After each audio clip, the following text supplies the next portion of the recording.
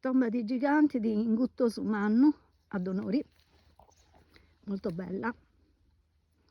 Guardate l'esedra con le sedute, perfetta, soprattutto da quella parte. Guardate che meraviglia di sedute.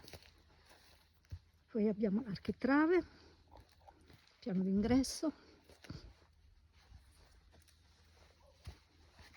e questa è la tomba, il vano funerario.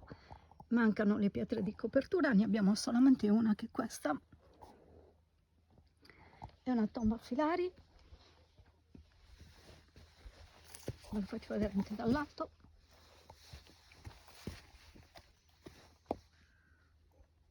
Guardate che meraviglia. Abbiamo il sole che dietro di noi volge al tramonto.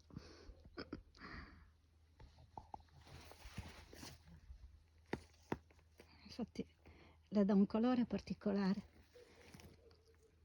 Questa è la parte superiore della tomba, vi faccio vedere anche la parte terminale, l'abside, eccola qua. Abbiamo i conci un po' spostati, questo deve essere il posto originale, è anche abbastanza ben lavorato. Questa è la visione dall'alto, molto bella, veramente bella, silenziosa, in mezzo al verde,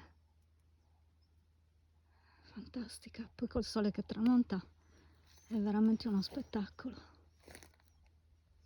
E là